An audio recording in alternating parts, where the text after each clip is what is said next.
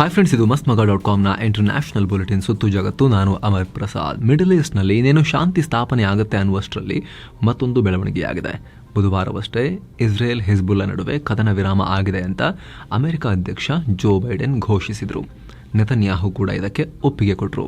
Iran ಕೂಡ ಸ್ವಾಗತ ಮಾಡಿತ್ತು. ಆದರೆ ಹಿಜ್ಬುಲ್ಲಾಗಳು ಮಾತ್ರ ಈಗ ಯುದ್ಧ ನಿಂತಿಲ್ಲ ಅಂತ ಶಾಕ್ ಕೊಟ್ಟಿದ್ದಾರೆ. ಈ ಯುದ್ಧದಲ್ಲಿ ನಾವು ಗೆದ್ದಿದ್ದೀವಿ, ಆದರೆ ಅದರ ಅರ್ಥ ನಮ್ಮ ಪ್ರತಿರೋಧ ಮುಗೀತು ಅಂತ ಅಲ್ಲ.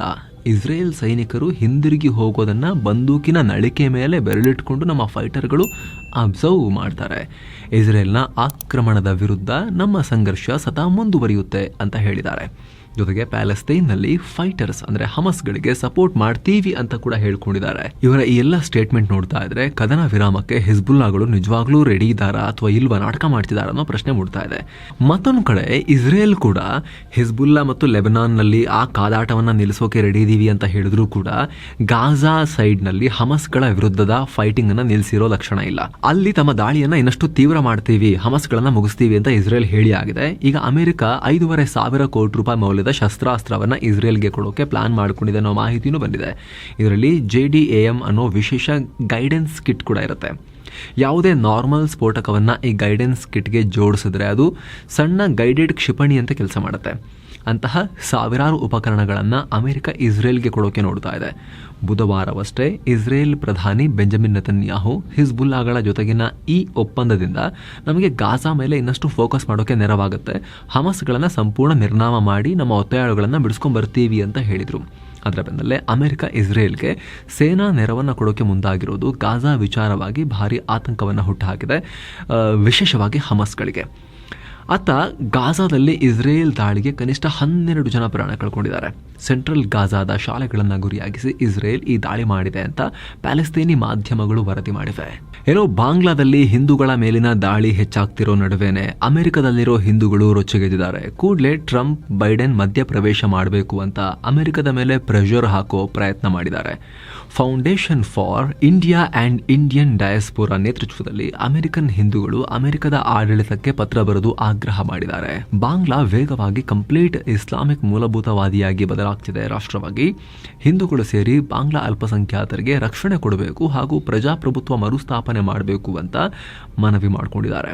ಮತ್ತೊಂದು ಕಡೆ ಬಾಂಗ್ಲಾದ ಕಿಶೋರ್ಗಂಜ್ ಜಿಲ್ಲೆಯ ಬೈರಾಬ್ ಸಿಟಿಯ ಅಪಾರ್ಟ್ಮೆಂಟ್ನಲ್ಲಿ ಒಂದೇ ಕುಟುಂಬದ 4 ಹಿಂದೂಗಳ ಮೃತದೇಹ ಪತ್ತೆಯಾಗಿದೆ. ಹೀಗಾಗಿ ಪೊಲೀಸರು ಕೊಲೆ ಪ್ರಕರಣ ದಾಖಲಿಸಿ ತನಿಖೆ ಶುರು ಮಾಡಿದ್ದಾರೆ ಅನ್ನೋ ಮಾಹಿತಿ ಬರ್ತಾ ಇದೆ. ಇದೆಲ್ಲದರ ನಡುವೆ ಭಾರತ ಸರ್ಕಾರ ಕೂಡ ಆಕ್ಟಿವ್ ಆಗಿದೆ. ಬಾಂಗ್ಲಾ ವಿಚಾರವಾಗಿ PM ನರೇಂದ್ರ ಮೋದಿ ಹಾಗೂ ವಿದೇಶಾಂಗ ಸಚಿವ F ಜೈಶಂಕರ್ ಮೀಟ್ ಆಗಿ ಇಂಪಾರ್ಟೆಂಟ್ ಮೀಟಿಂಗ್ ನಡೆಸಿದ್ದಾರೆ. ಬಾಂಗ್ಲಾ ಹಿಂದೂಗಳ ರಕ್ಷಣೆ ಸಂಬಂಧ ಉಭಯ ನಾಯಕರು ಚರ್ಚೆ ಮಾಡಿದ್ದಾರೆ ಅನ್ನೋ ಮಾಹಿತಿ ಬರ್ತಾ ಇದೆ. ಅಲ್ಲದೆ ಸಂಸತ್ ಕಲಾಪ ಉದ್ದೇಶಿಸಿ ಜೈಶಂಕರ್ ಈ ಬಾಂಗ್ಲಾ ವಿಚಾರದ ಬಗ್ಗೆ ಮಾತನಾಡಬಹುದು ಅಂತ ಕೂಡ ಹೇಳಲಾಗ್ತಿದೆ. ಭಾರತದ ಮೊದಲ ಸೋಲಾರ್ ಮಿಷನ್ ಆದಿತ್ಯ L1 ಇಡೀ ಜಗತ್ತನ್ನೇ ಕಾಪಾಡೋ ಅತ್ಯಂತ ಉಪಯುಕ್ತ ಮಾಹಿತಿ ಕೊಡ್ತಾ ಇದೆ ಅಂತ ಬ್ರಿಟನ್ ಮಾಧ್ಯಮ BBC ರಿಪೋರ್ಟ್ ಮಾಡಿದೆ. ನಾಸಾ ಕೈಲಿ ಆಗದ ಕೆಲಸವನ್ನ ಇಸ್ರೋ ಮಾಡ್ತಿದೆ ಅಂತ ಹೇಳಿದೆ. Aditya L1 coronal mass ejection ಅಂದ್ರೆ ಸೂರ್ಯನಿಂದ ಚಿಮ್ಮುವ ಸೌರ ಮಾರುತಗಳನ್ನು ಅಬ್ಸರ್ವ್ ಮಾಡ್ತಾ ಇದೆ. ಎಕ್ಸಾಕ್ಟ್ ಆಗಿ ಯಾವಾಗ ಚಿಮ್ಮುತ್ತೆ ಅನ್ನೋದನ್ನ ಹೇಳ್ತಾ ಇದೆ. ಈ ಸೌರ ಮಾರುತಗಳು ಸದಾ ಸೂರ್ಯನಿಂದ ಹೊರಬರ್ತಾನೆ ಇರ್ತವೆ. ಭೂಮಿ ಸೇರಿದ ಹಾಗೆ ಸುತ್ತಮುತ್ತಲ ಗ್ರಹಕ್ಕೆ ಇವು ಪರಿಣಾಮ ಬೀರ್ತಾ ಇರ್ತವೆ, ಬಂದು ಅಪ್ಪಳಿಸ್ತಾ ಇರ್ತವೆ. ಈ ಸೋಲಾರ್ ವಿಂಡ್ ಇಂದಲೇ ದಕ್ಷಿಣ ಮತ್ತು ಉತ್ತರ ಧ್ರುವದಲ್ಲಿ ಆಕರ್ಷಕ ಅರೋರಾಗಳು ಕೂಡ ಸೃಷ್ಟಿಯಾಗೋದು. ಆದರೆ ಸ್ಯಾಟಲೈಟ್ ಸೇರಿದ ಹಾಗೆ ನಮ್ಮ ಎಲೆಕ್ಟ್ರಾನಿಕ್ ಉಪಕರಣಗಳಿಗೆ ತುಂಬ ಅಪಾಯಕಾರಿ. ಈ ಮಾರುತಗಳು ದೊಡ್ಡ ಮಟ್ಟದಲ್ಲಿ ರಿಲೀಸ್ ಆದರೆ ನಮ್ಮ ಕಮ್ಯುನಿಕೇಷನ್ ವ್ಯವಸ್ಥೆ, ವೆದರ್ ಸಿಸ್ಟಮ್ ಎಲ್ಲ ಕ್ಷಣದಲ್ಲಿ ಧ್ವಂಸ ಆಗುತ್ತೆ. ಈ ಹಿಂದೆ 1859ರಲ್ಲಿ ಇಡೀ ವಿಶ್ವದ ಟೆಲಿಗ್ರಾಫ್ ಸಿಸ್ಟಮ್ ಕೊಲ್ಯಾಪ್ಸ್ ಆಗಿತ್ತು. 2012ಕ್ಕೆ ಅಂಥದ್ದೇ ಒಂದು ಘಟನೆ ಜಸ್ಟ್ ಮಿಸ್ ಆಗಿತ್ತು. 89ರಲ್ಲಿ ಸೋಲಾರ್ ಮಾಸ್ ಎಜೆಕ್ಷನ್ನಿಂದ ಕೆನಡಾದ ಕ್ವೆಬೆಕ್ ನಗರದ ಪವರ್ ಗ್ರಿಡ್ ಧ್ವಂಸ ಆಗಿ 9 ಗಂಟೆ ಕಾಲ ಕರೆಂಟ್ ಹೋಗಿತ್ತು. ಹೀಗಾಗಿ ಇಸ್ರೋದ ಆದಿತ್ಯ ಫೈಂಡಿಂಗ್ಸ್ ತುಂಬ ಕ್ರೂಷಿಯಲ್ ಅಂತ ಹೇಳಲಾಗ್ತಿದೆ. ಎಕ್ಸಾಕ್ಟ್ ಆಗಿ ಯಾವಾಗ ರಿಲೀಸ್ ಆಗುತ್ತೆ ಅನ್ನೋದು ಗೊತ್ತಾಗುತ್ತೆ, ಹಾಗಾಗಿ ನಾವು ತಪ್ಪಿಸ್ಕೊಳ್ಬಹುದು ಅಂತ. ಅಂದಹಾಗೆ ಆದಿತ್ಯ L1 ಮಿಷನ್ನ 2023 ಸೆಪ್ಟೆಂಬರ್ 2ನೇ ತಾರೀಕು ಲಾಂಚ್ ಮಾಡಲಾಗಿತ್ತು.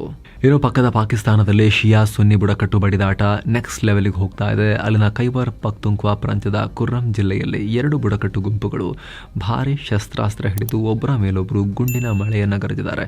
ಪರಿಣಾಮ 10 ಮಂದಿ ಪ್ರಾಣ ಕಳ್ಕೊಂಡಿದ್ದಾರೆ, 21 ಮಂದಿ ಗಾಯಗೊಂಡಿದ್ದಾರೆ.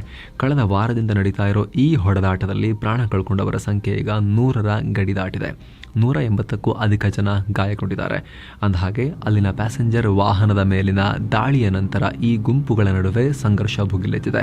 ಆದರೆ ಈ ದಾಳಿಯ ಹೊಣೆಯನ್ನ ಇದುವರೆಗೂ ಯಾರೂ ಹೊತ್ತುಕೊಂಡಿಲ್ಲ. ಈ ಸಂಬಂಧ ಅಲ್ಲಿನ ಮುಖಂಡರು ಈ ಗುಂಪುಗಳ ನಡುವೆ 7 ದಿನಗಳ ಕದನ ವಿರಾಮ ಘೋಷಿಸಿದ್ರೂ ಕೂಡ ಸಂಘರ್ಷ ಇನ್ನೂ ಕೊನೆಗೊಂಡಿಲ್ಲ.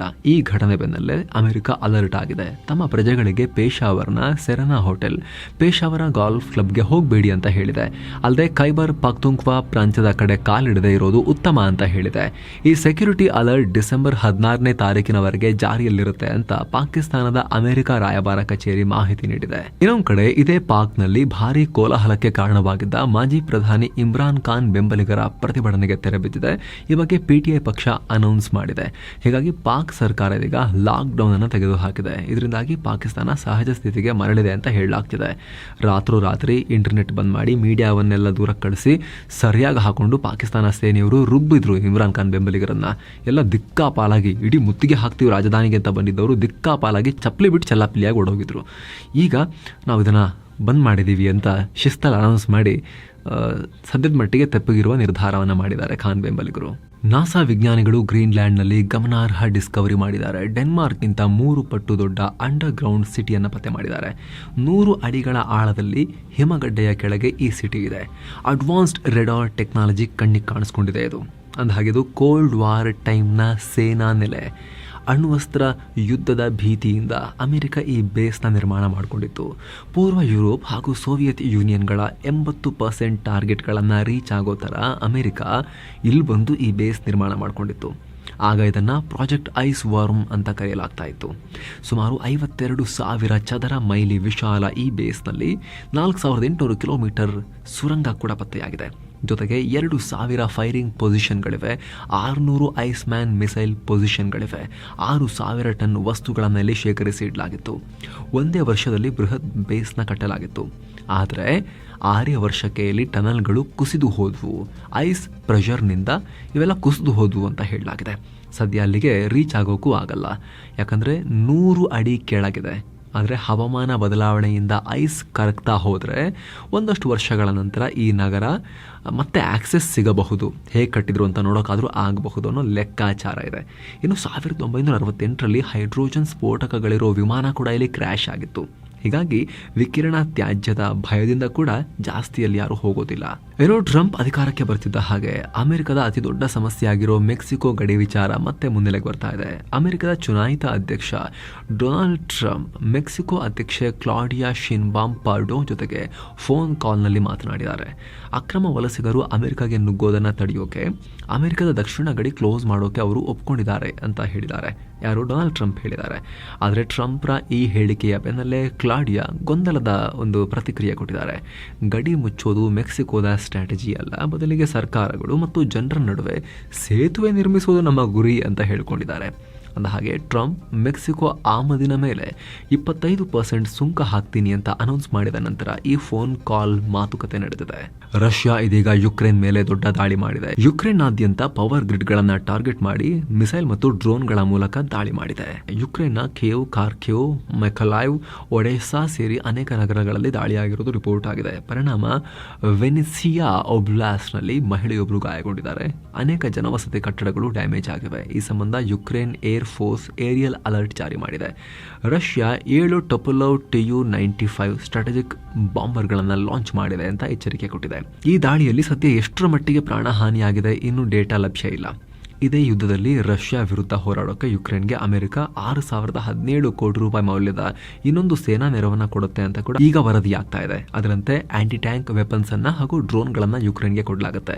ಅಲ್ಲದೆ high mobility artillery rocket systems ಹಿಮಾರ್ಸ್ಗಳನ್ನು ಕೂಡ ಕೊಡಲಾಗುತ್ತೆ. ಅಂದಹಾಗೆ ಈ ರಾಕೆಟ್ ಸಿಸ್ಟಮ್ ಸುಮಾರು 300 ಕಿಲೋಮೀಟರ್ ದೂರ ಚಲಿಸಿ ಶತ್ರುಗಳ ನೆಲೆಗಳನ್ನು ಧ್ವಂಸ ಮಾಡೋ ತಾಕತ್ತನ್ನು ಹೊಂದಿದೆ. ಒಂದು ವೇಳೆ ಅಮೆರಿಕ ಇವನ್ನೆಲ್ಲ ಕೊಟ್ಟರೆ ಯುದ್ಧ ಮತ್ತಷ್ಟು ತೀವ್ರ ಸ್ವರೂಪ ಪಡೆಯೋದ್ರಲ್ಲಿ ಯಾವುದೇ ಡೌಟ್ ಇಲ್ಲ. ಒಟ್ಟಿನಲ್ಲಿ ಬೈಡೆನ್ ಡಿಸೈಡ್ ಮಾಡ್ದಂಗಿದೆ, ಟ್ರಂಪ್ ಬರೋಕ್ಕಿಂತ ಮುಂಚೆ ಎಷ್ಟಾಗುತ್ತಷ್ಟು ನಾನು ಯುಕ್ರೇನ್ಗೆ ಸಪೋರ್ಟ್ ಮಾಡೋ ನನ್ನ ಪಾಲಿಸಿ ಏನಿತ್ತು ಬೈಡೆನ್ ಅಡ್ಮಿನಿಸ್ಟ್ರೇಷನ್ದು ಅದನ್ನು ಮಾಡಿಬಿಟ್ಟೆ ಹೋಗ್ತೀನಿ ಅಂತ ಬೈಡೆನ್ ಡಿಸೈಡ್ ಮಾಡ್ದಂಗೆ ಕಾಣಿಸ್ತಾ ಇದೆ. ಸೊ ಫ್ರೆಂಡ್ಸ್, ಇದಾಗಿತ್ತು ಇವತ್ತಿನ ಜಗತ್ತಿನ ಸುತ್ತಾಟ. ಮತ್ತೆ ಭೇಟಿ ಆಗ್ತಿರೋಣ. ನಮಸ್ತೆ.